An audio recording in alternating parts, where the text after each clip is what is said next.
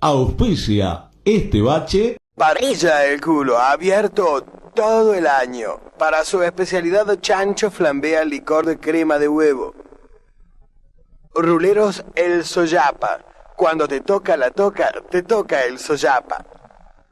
Automóviles Pus, Sociedad Anónima. Para sus marcas Popov y Garcheva, dos marcas rusas del auto ruso de hoy. Aceite Gasulo, 60% natural. Presentan este programa díscolo y siempre atrayente.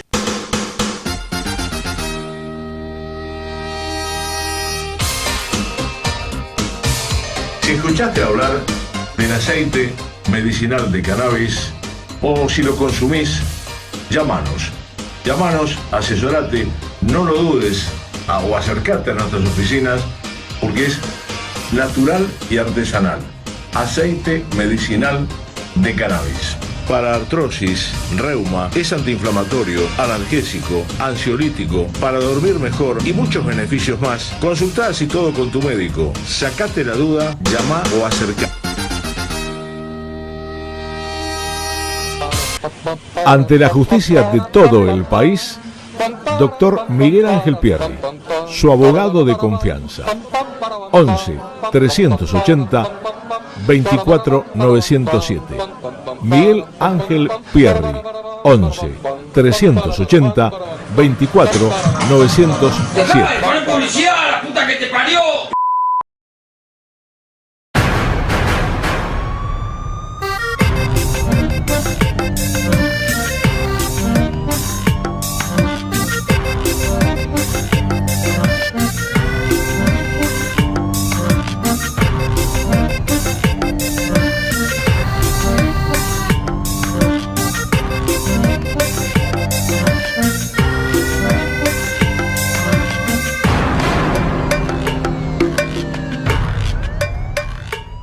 Bueno, 19:15 en punto en la República Argentina. Estamos transitando Radio para Leer, que este año cumplo 36 años en el aire. Ya lo tengo hablando de aire a los dos invitados de hoy. En una línea, ya lo saludo, a un gran amigo de muchos años, que fue juez en lo penal y económico, fue juez federal en lo penal y económico. Me refiero al doctor Guillermo Tiscornia. Guille, querido, se te extrañaba, ¿eh? ¿Cómo andamos? ¿Todo bien? ¿Todo bien? Bien, te extrañábamos, me dice Damián, dice, no me diga, Guillermo, de vuelta. Y bueno, a veces pasa, ¿no? Los corsi et ricorsi de Juan Bautista Vico, ¿no? Exacto, pero bueno, me alegro de escucharte, vos sabés cuánto te quiero, y las cosas que pudimos hacer juntos, y siempre digo que, bueno, una Navidad, una víspera de Navidad, de hace ya muchos años, me diste una mano enorme con el Tano Piotti, que no me la voy a olvidar jamás, hermano, ¿entendés? Bueno, pero bueno, eso son parte de los vericuetos que da la vida, ¿no? Sí, son situaciones que totalmente circunstanciales que se dan. Sí, pero se dieron. Y bueno, y qué sé yo, eso nos lleva mucho... Me hace retroceder en el tiempo muchos años, ¿no? Sí, sí. Es una regresión a las capas geológicas del olvido, por ahí, ¿no? Sí, señor. Bueno, y lo tengo ya en el aire a Leonardo Cositorto, fue el presidente de Generación SOE. Leo, querido, ¿cómo estás? ¿Qué tal, Rafael? Un gusto escucharte y saludos al doctor y después tenerlo en el programa, en esta columna, para mí es un privilegio, una voz autorizada, ¿no?, del ámbito de la justicia. Bueno, ¿se escucha? Muchas gracias por ese inmerecido elogio, ¿no? ¿Vos me escuchás? ¿Se escuchan bien ustedes, no? Sí, perfecto. Yo sí lo escuché bien. Perfecto. Bueno, tiro el tema, Guille, y ustedes empiecen a charlarlo, pero primero quiero que vos des un paneo de lo que yo voy a decir. Yo hace que hago notas con Leonardo Cositorto de hace casi 4 años, cuando todo el mundo me decía por qué sacaba al aire un delincuente, eso lo tiene que decir la justicia, no yo.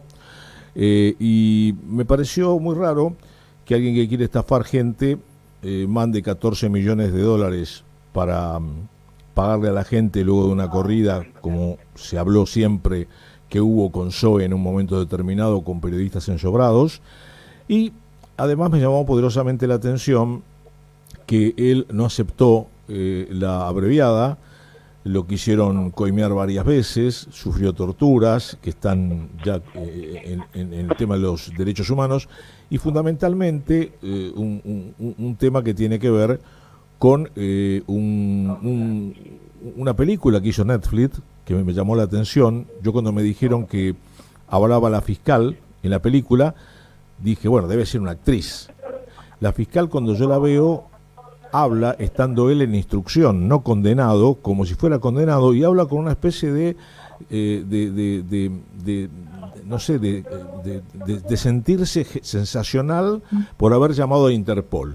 Te dejo esto a vos, Guillermo, y luego que Leo haga su parte. Dale. Bueno, básicamente dos cuestiones. La opinión que yo voy a dar va a estar lamentablemente condicionada por mi falta de actuación profesional en esos expedientes judiciales, con lo cual no va a tener la rigurosidad que yo quisiera.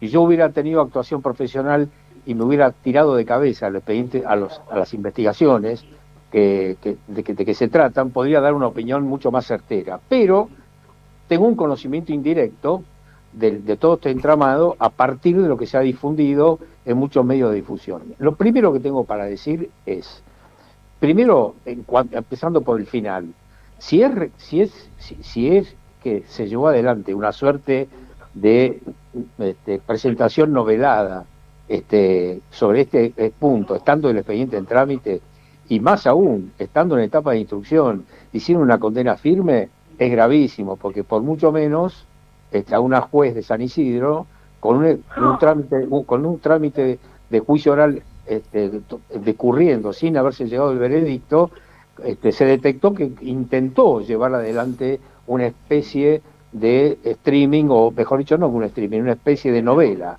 o sea, referido al juicio del fallecido astro deportivo Diego Maradona. Si esto fuera así, yo creo que es gravísimo, porque un funcionario judicial, hombre o mujer, no puede llevar adelante per se una especie de relato sobre un trámite judicial que se encuentra en trámite, máxime si ese funcionario es protagonista, porque esto importaría un anticipo de jurisdicción. Si bien es cierto que el rol del Ministerio Público Fiscal no es el de contar con las garantías de imparcialidad, como sí debe contar el órgano judicial, no es menos cierto que el Ministerio Público Fiscal debe trabajar sobre la base de un criterio de objetividad, ¿verdad?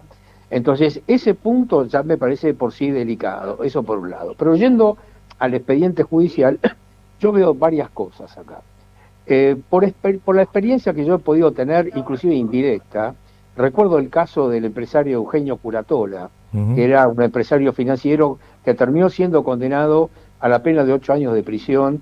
Más recientemente el caso de Old Founds y del joven Enrique Blacksley también, que al distinto del caso del señor Cositorto, que no tiene nada, ya vamos a entrar en tema, en los casos, estos dos primeros casos, sí había una especie podía haber un derrumbe piramidal de toda la cartera de inversiones. Ahora bien, acá hay que distinguir varias cosas.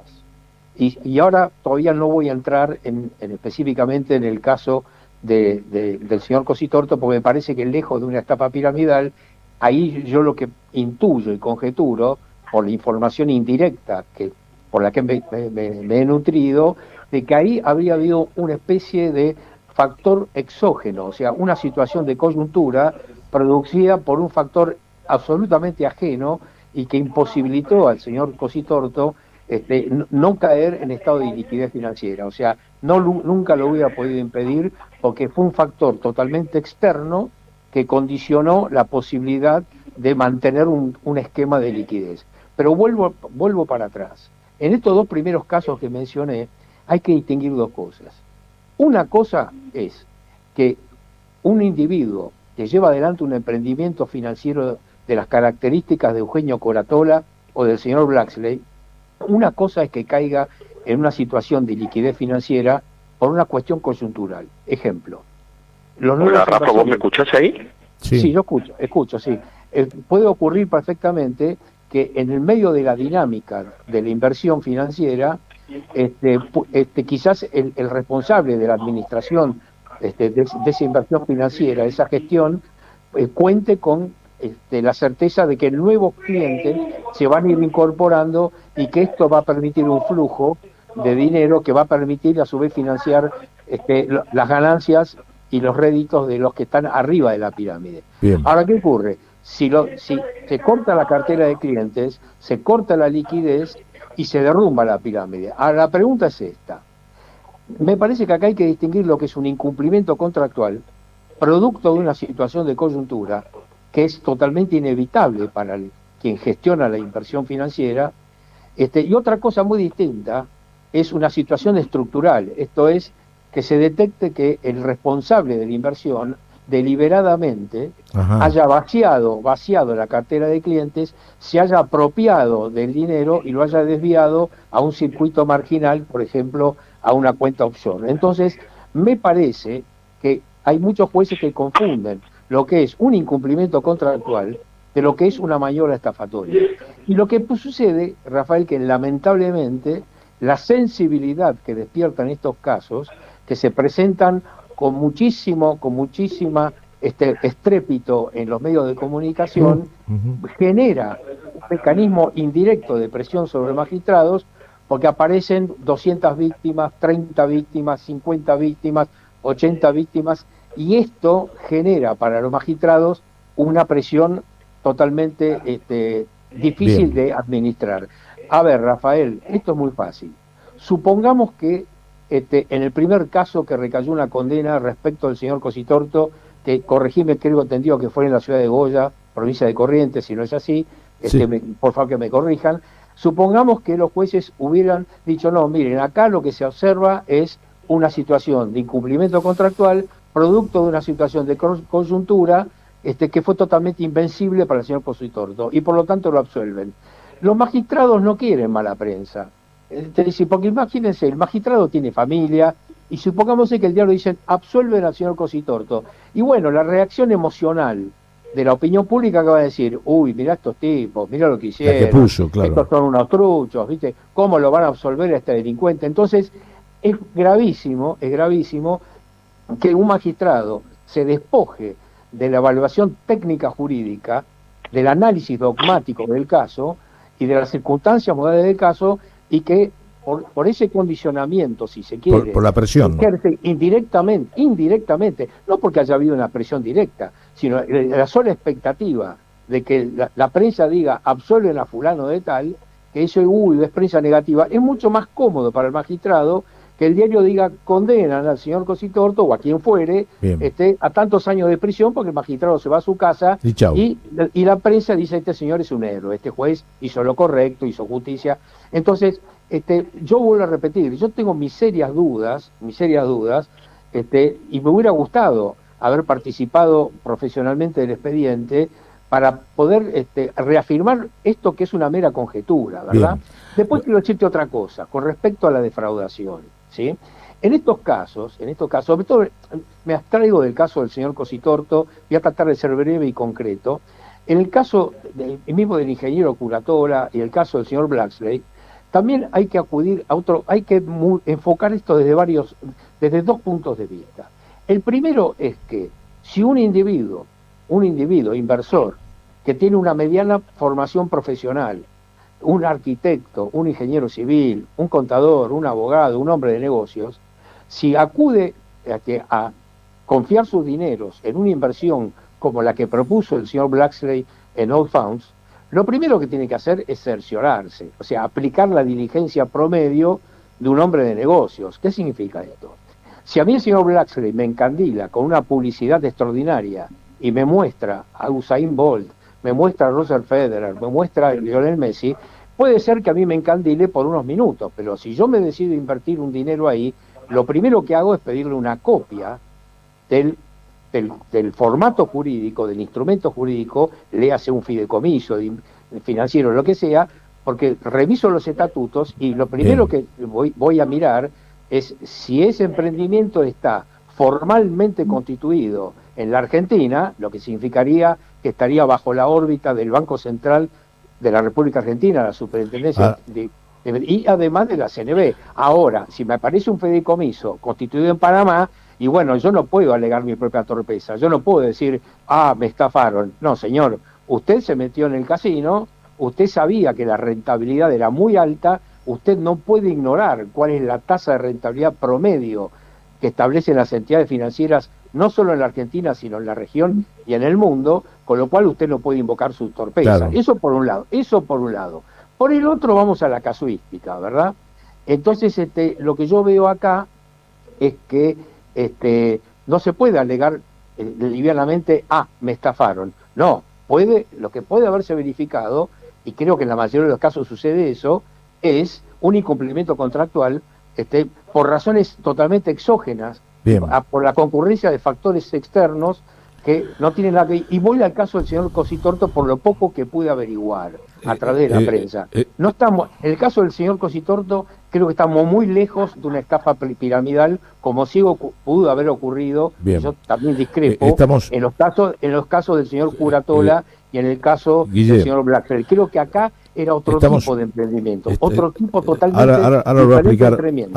Estamos con el doctor Guillermo Tiscornia, es juez en lo penal y económico, juez federal, y ya, Leonardo, tenés todo el tiempo del mundo, nos queda media hora, para no responderle al doctor Tiscornia, sino a tu análisis y que le des algunos datos más que a él le pueden ser útiles. Bueno, muchas gracias, Rafa. ¿Me escuchás bien vos? Sí, yo perfecto. Bueno. Lamentablemente los primeros 7 minutos que habló el doctor Tiscornia, acá yo no lo pude escuchar, después pude tocar algo y se activó de nuevo.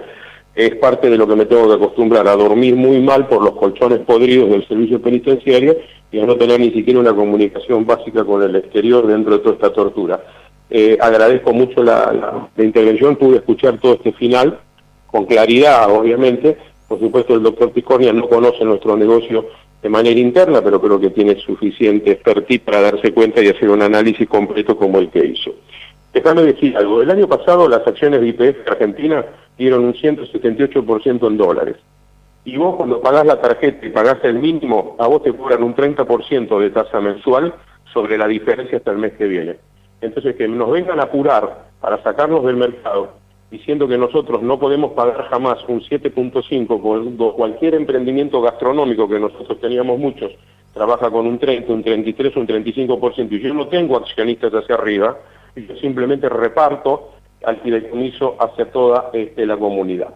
Pero no me voy a poner a debatir, obviamente, con jueces o fiscales o abogados querellantes, como lo hemos tenido en Goya, bien dijo el doctor Tiscornia, donde Pablo Fleita fue querellante en Goya, agresivamente contra nosotros, pero fue defensor de Zoe en Miami. Fíjate vos el nivel de comerciante, cómo me puedo poner la camiseta de Boca y la camiseta de River en una misma causa.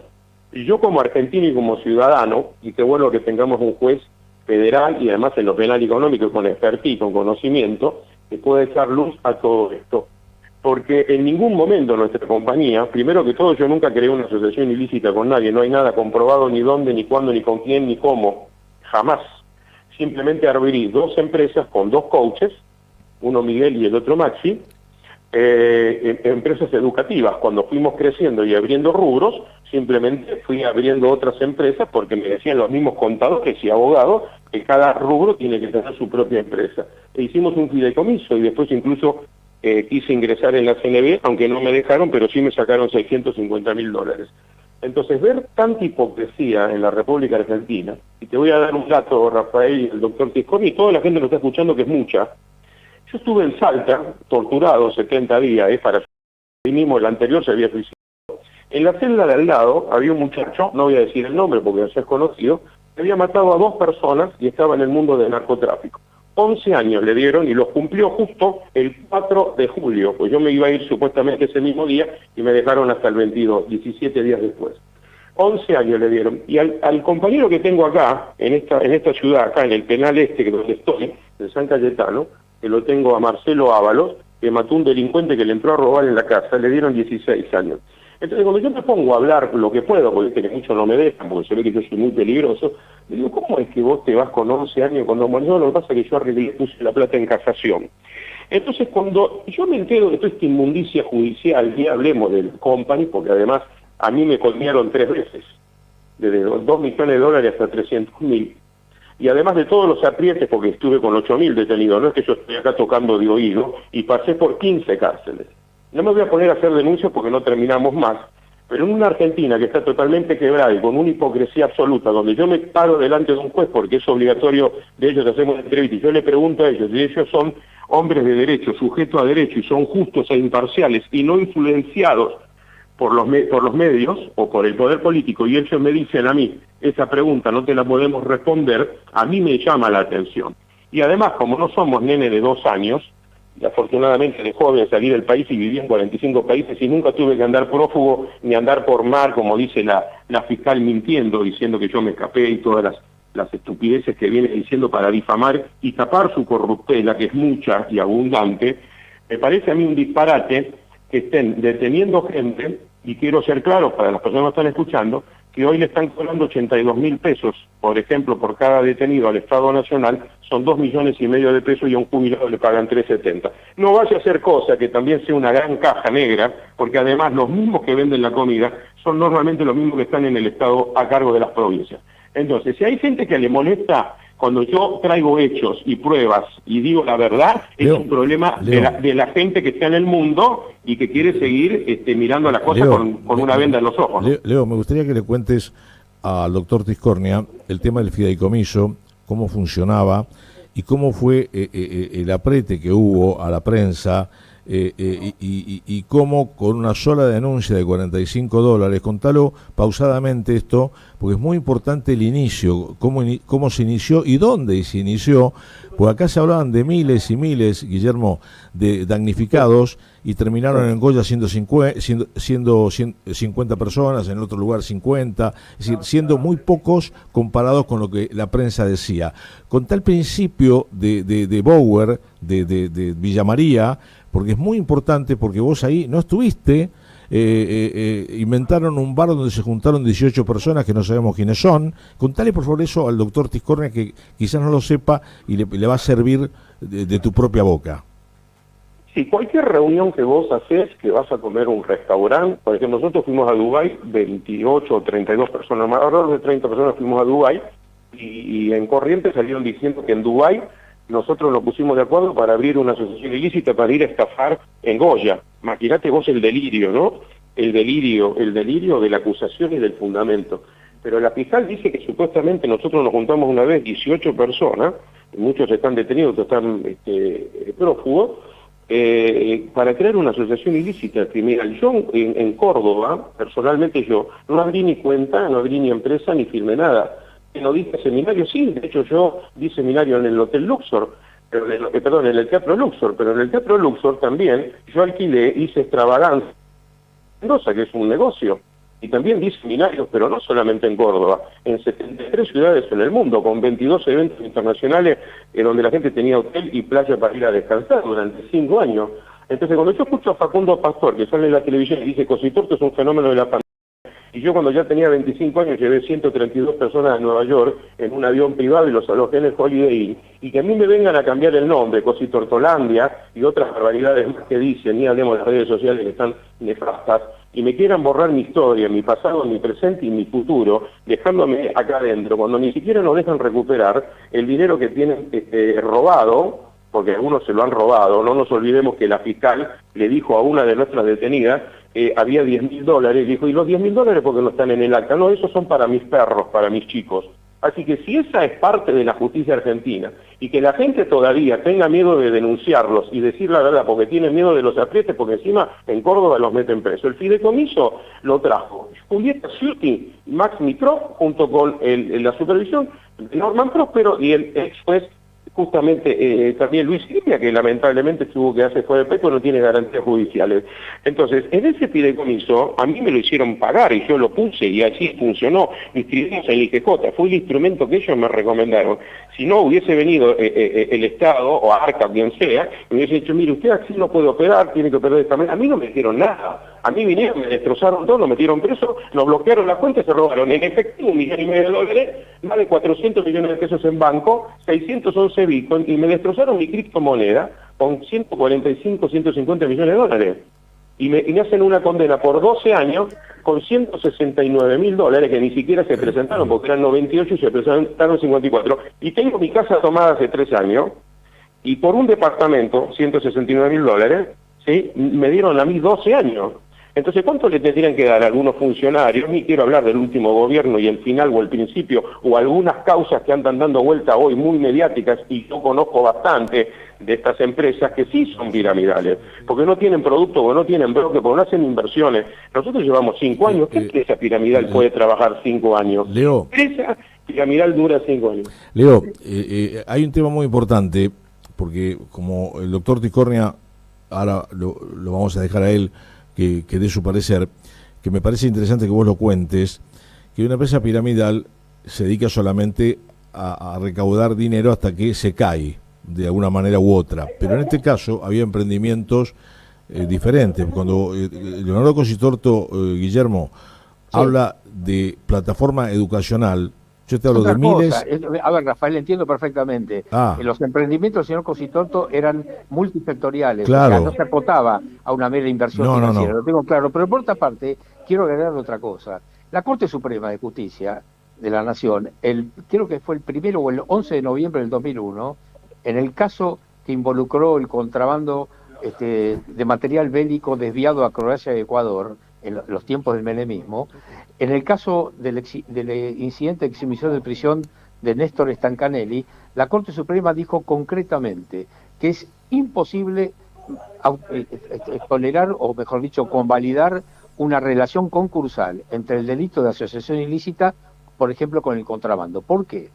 Porque el delito de asociación ilícita, creado en el Código Penal de 1921, el Código de Moreno, establece puntualmente como bien jurídico protegido la afectación de la tranquilidad pública o de la paz social. Y esto no se conjuga de ninguna manera con el control aduanero. Es decir, una maniobra de contrabando es inidónea para generar perturbación o alteración en la paz social.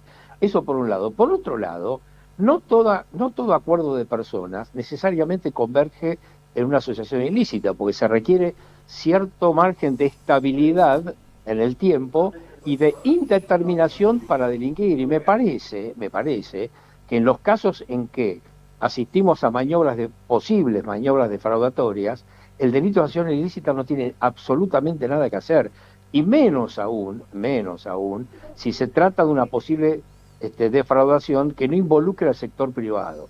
Esto es independientemente de cualquier imputación de posible lavado de dinero que, digamos dicho sea de paso, requiere la acreditación del delito persistente, que es otra materia de análisis para otro momento. Pero dudo mucho de que también en estos casos se pueda admitir en el plano del más estricto discurso jurídico una relación concursal en los términos del artículo 55 del Código Penal.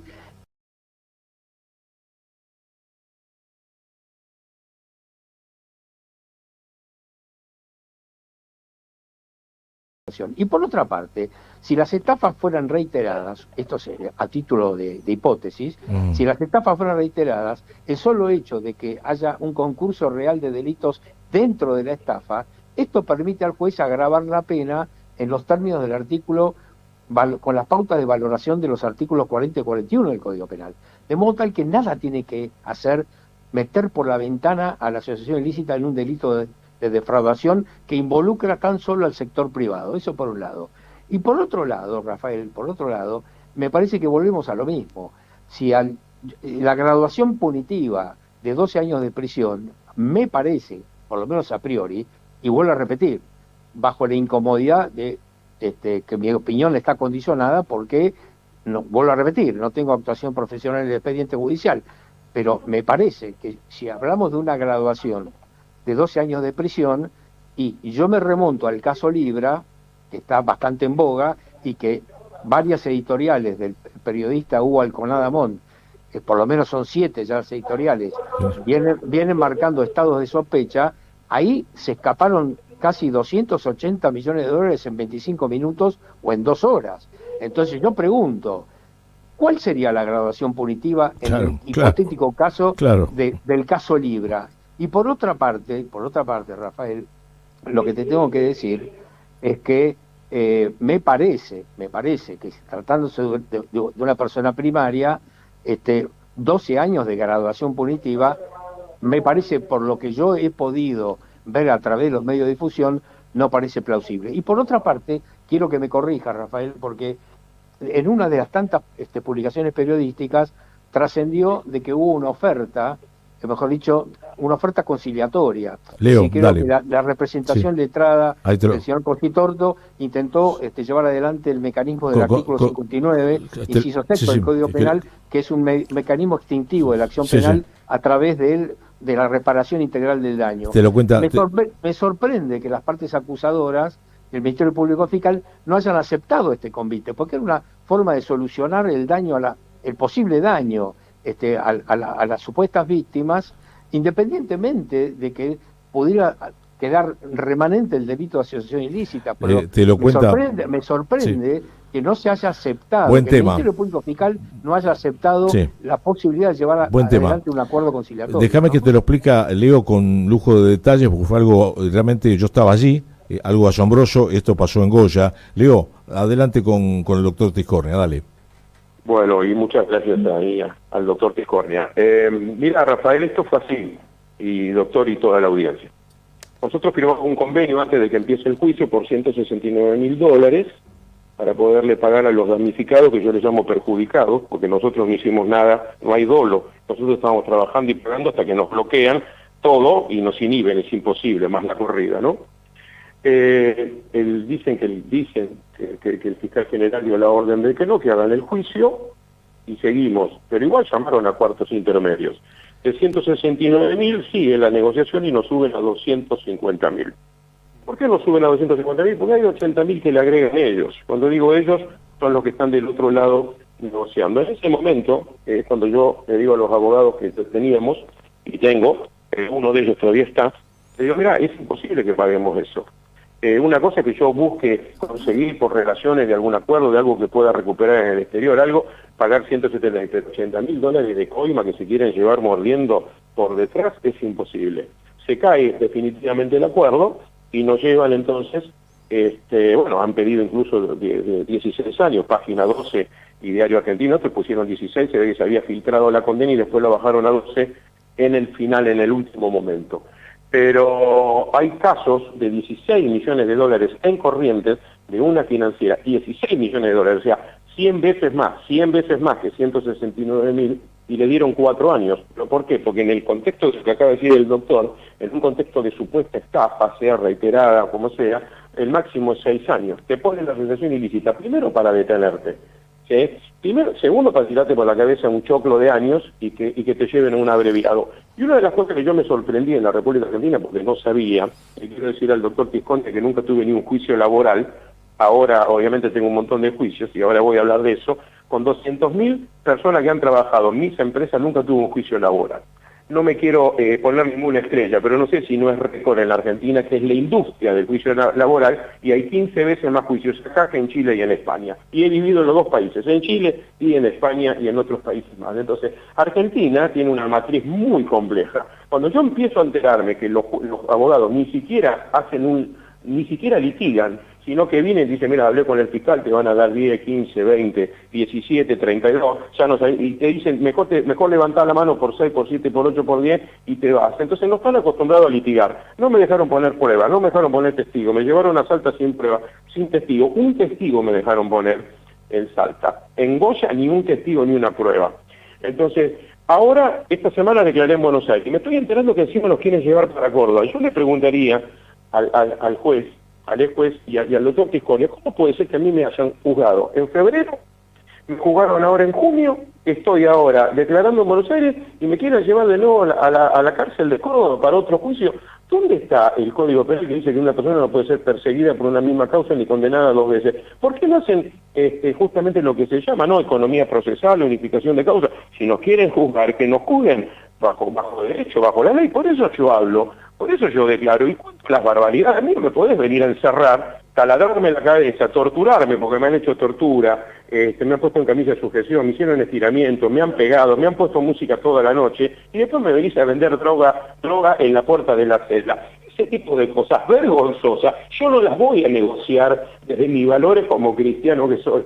Y si eso les molesta a estos impresentables corruptos, que de todas maneras estamos de paso en esta tierra y vamos a ir todos al tribunal del juez justo de verdad, yo voy a rendir cuentas porque ellos son. Entonces, no voy a entrar en la matufia de que nos quieran robar $80.000, que ni siquiera sabés si después eso va a funcionar o no, porque me he cansado de escuchar gente que le han sacado la plata y después lo terminan condenando dejando adentro. Porque esta causa empezó mal, con una coima muy grande, con un negocio muy grande, con un fideicomiso de competencia y con muchos del mundo del cripto y mundo financiero que les estábamos pisando los callos porque nosotros en la pandemia crecimos porque estábamos preparados.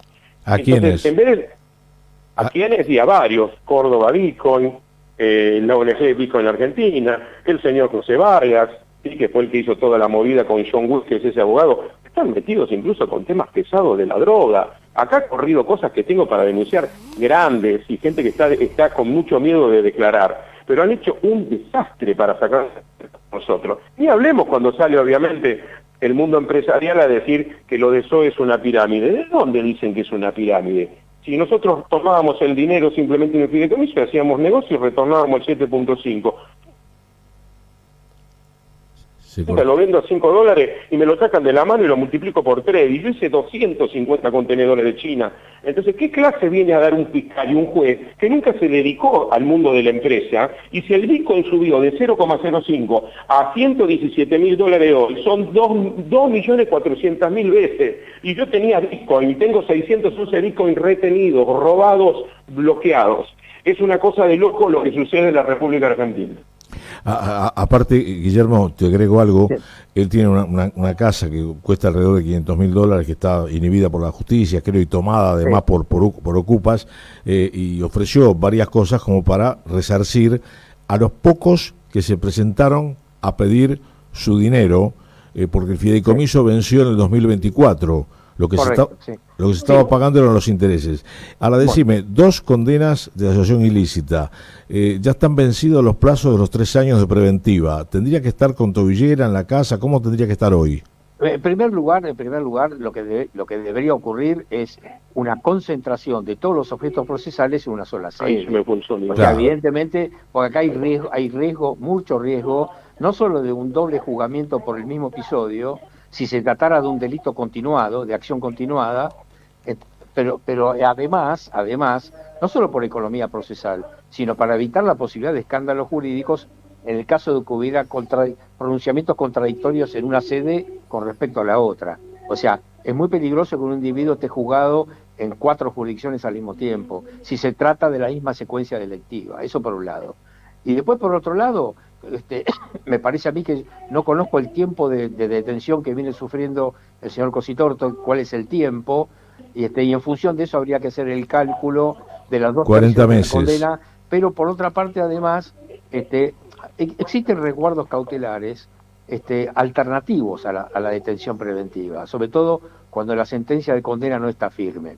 Por un lado, si no hay riesgo de entorpecimiento de la investigación, porque ya la investigación está concluida y estamos en etapa de debate, no hay nada que perturbar. O sea, no hay posibilidad de que el imputado pueda perturbar la marcha del proceso judicial. Eso por un lado. Si tampoco hay riesgo de fuga ni de entorpecimiento, no existe ningún riesgo procesal que pronostique una posible inconducta procesal futura del imputado de cara al futuro. Entonces, me parece que como resguardo alternativo, es decir, la prohibición de salida del país con la retención del pasaporte y la obligación periódica de presentarse al tribunal una vez por semana sería suficiente resguardo alternativo sin necesidad de llegar a la rigurosidad de la prisión preventiva. Por ejemplo, Rafael, hubo un caso de homicidio vinculado al fútbol, que vos recordarás, el caso del señor Alan Schlenker, que era una especie de capo barra de la barra brava de River, sí. Que terminó con un homicidio del señor Gonzalo Acro, una cosa así, o Gonzalo Acro, que es lo que se llama. Acro, sí, perfecto. Bueno, muy bien, eso fue la playa de estacionamiento de River.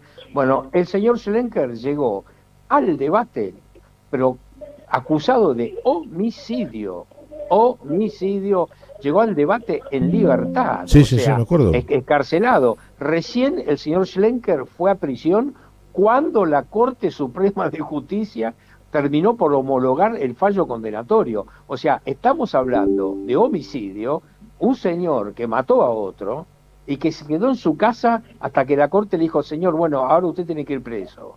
Entonces, estas son las asimetrías muy peligrosas que se observan en el sistema judicial, ¿verdad? En la distinta vara o la distinta perspectiva con que se evalúan los riesgos procesales. A mí me parece que me sería mucho más útil, inclusive, en términos de resocialización, que no es el caso, porque el señor Cositorto no registra una sentencia de condena firme. Empecemos por ahí.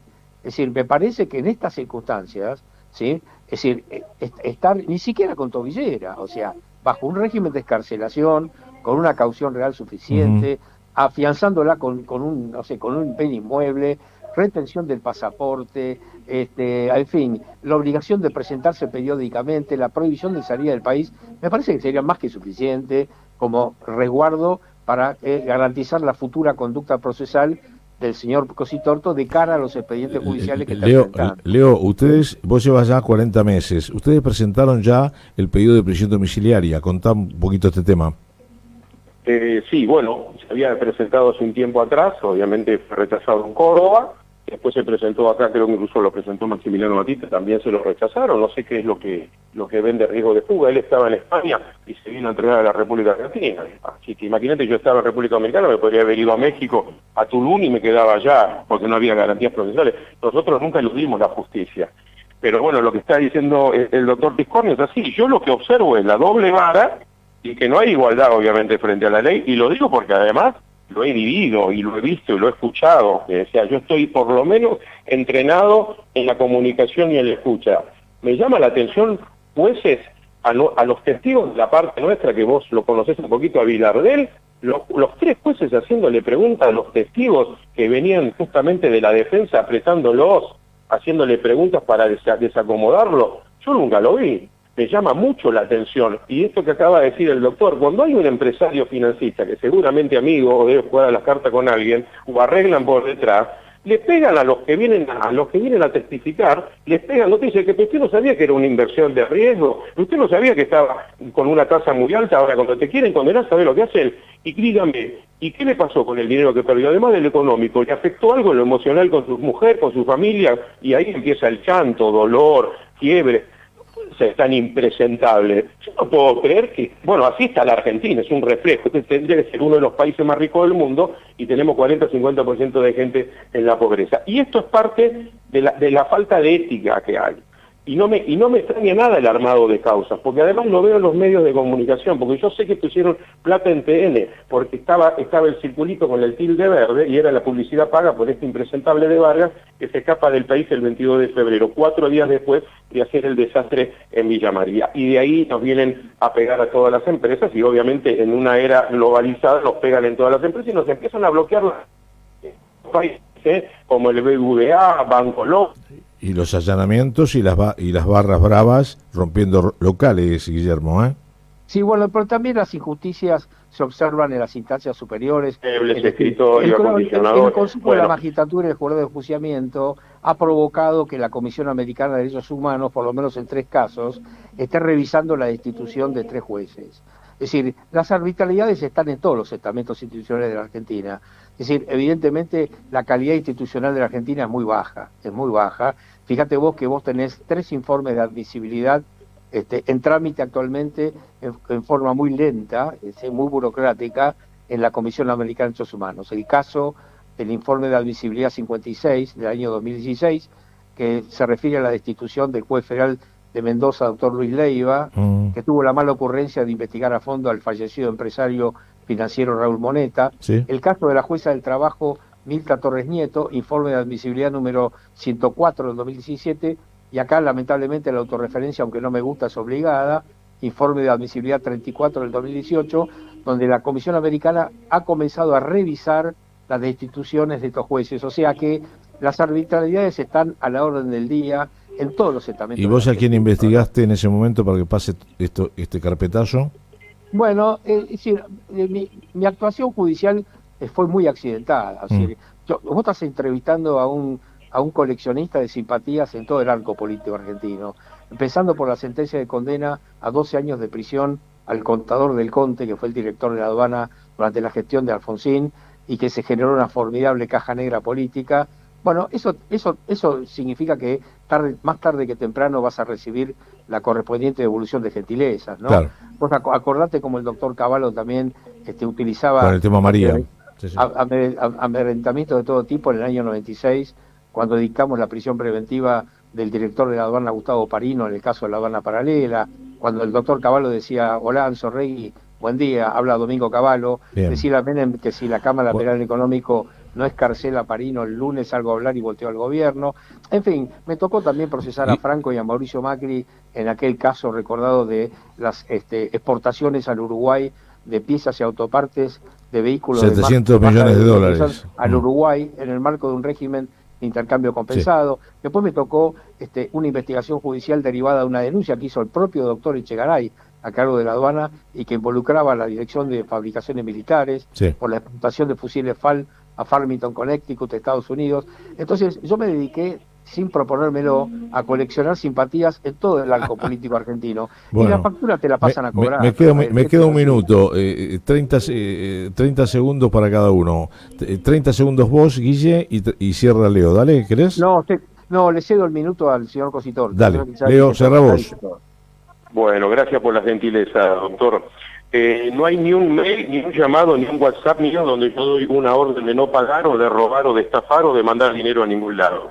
Lo que trajo el doctor Tesconi a la aduana, importé 250 contenedores. Venían a decirme a mí los despachantes: ¿querés que salga rojo o verde? Si querés que salga verde, que pone tanta plata. No, que salga como tiene que salir. Cuando lo contraté a Caruso Lombardi, me metí en el fútbol, 11 equipos de fútbol que estábamos patrocinando, venía y me decía: ¿querés que compremos los pitos, los árbitros, paredes? Yo no quiero que compres a nadie, entrená a los pibes y el partido se gana en la cancha de juego. Entonces están acostumbrados a toda esta cosa mediocre, corrupta, incrédula, que encima me hacen una película con el vendedor de ilusiones como si yo viviese en una ilusión y me quieren reinsertar a mí en la sociedad. Lo único que te enseñan en la cárcel es a dormir la siesta y en algún lugar a consumir droga. Entonces pongamos los pisos de la tierra, hagamos una reforma laboral, previsional, impositiva y judicial para sacar a la Argentina adelante. Te mando un abrazo, Rafa, gracias doctor, Leo. Y a toda la gente que está escuchando. Guillermo, nos encontramos el lunes, el tema es el caso Libra, ¿sí? Sí, cómo no. Dale, te mando un abrazo grande, que tengas una buena semana, gracias por estar, Muchas gracias a todos. Chao, hasta luego. Bueno, chicos, los dejo. Chao, Damián, nos reencontramos mañana. Parrilla El Culo, abierto todo el año. Para su especialidad, chancho flambea licor de crema de huevo. Ruleros El Soyapa. Cuando te toca te toca el Soyapa. Automóviles Pus, Sociedad Anónima. Para sus marcas Popov y Garcheva, dos marcas rusas del auto ruso de hoy. Aceite Gasulo, 60% natural. Presentan este programa díscolo y siempre atrayente. Ante la justicia de todo el país, doctor Miguel Ángel Pierri, su abogado de confianza. 11 380 24 907. Miguel Ángel Pierri, 11 380 24 907.